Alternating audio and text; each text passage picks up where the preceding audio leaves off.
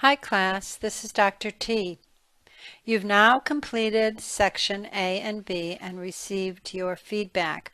Please carefully review all comments and keep in mind that this is a draft. The expectation is that you will continue to develop these areas and add more depth as you learn more in the course.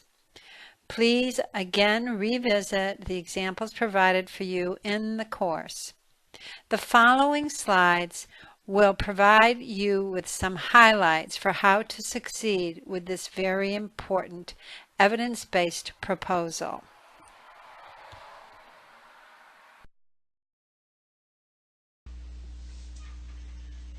I would like to recap some highlights for you to keep in mind as you develop your evidence-based proposal further.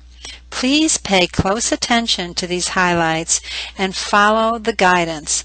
If you do so, the chances for you to succeed with this evidence-based proposal will be high.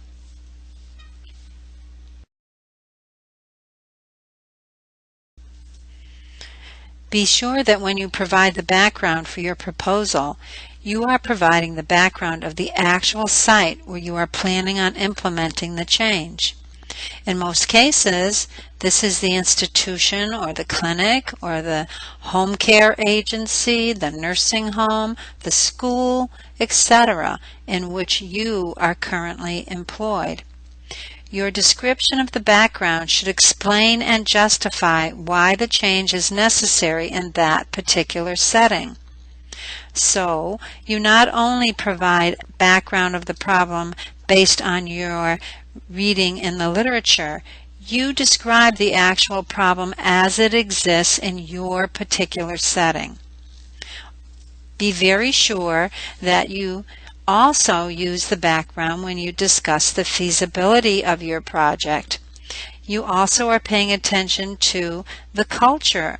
Will the culture of that environment embrace the change? What is it about the mission and the vision, for example, of the institution that would support making the change that you are proposing?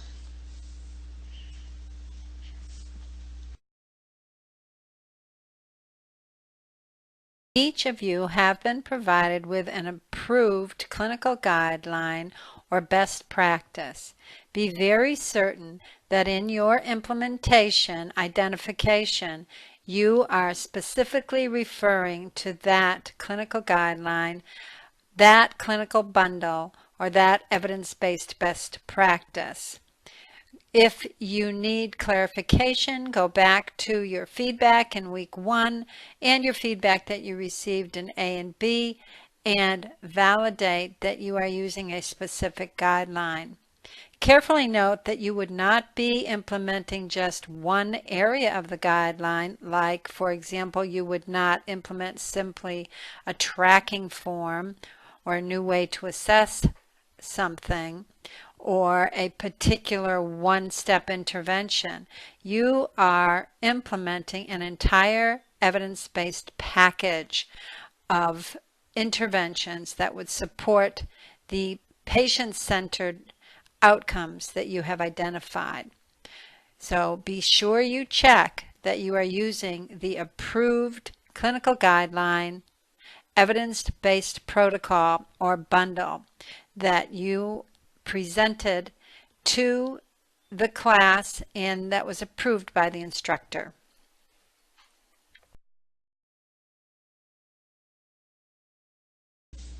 Please continue to focus your proposed change on nursing and nursing-sensitive outcomes.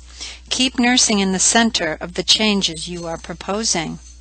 This way, you will be validating nursing as having a solid science and knowledge base, and you will be contributing to making our knowledge base stronger. Remember, class, it is all about nursing, what we do as independent practitioners of nursing, and the outcomes that come from the actions that we take. So be sure you highlight nursing in your evidence-based proposal.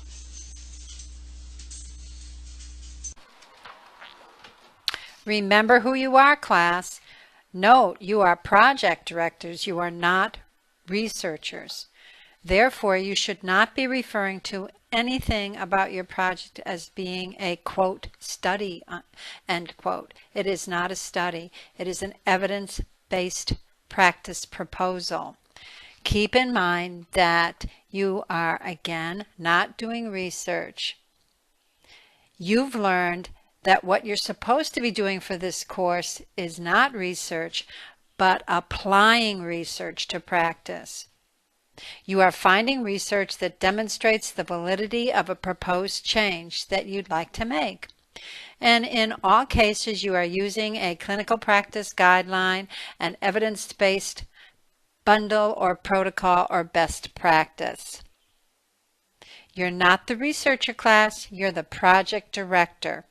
A director who's finding the evidence to support the change, who's giving the directions for how the change should be implemented, and who's making a plan to keep the change a success.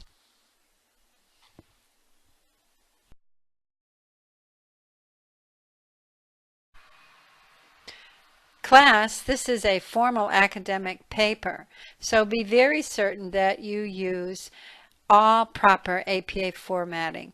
This refers to margins, refers to indentations in your paragraphs. Be sure you do not have an extra space between paragraphs. That is not APA. Be sure that you have proper in-text citations and a proper reference list. Do remember that your reference list refers only to in-text citations and nothing else. That's why it's called a reference list. Remember, the reference list should be on the final page of your paper and should be on its own separate page. All references should be double spaced and there should be a hanging indent. Also, there should be no extra spaces between each reference. Remember again, please do not use personal pronouns in your paper. This is a formal academic paper. No we, no I's. Write in academic voice only. One exception would be when you are asked at the end of the paper to reflect. In that case, it is a personal reflection and you may use personal pronouns.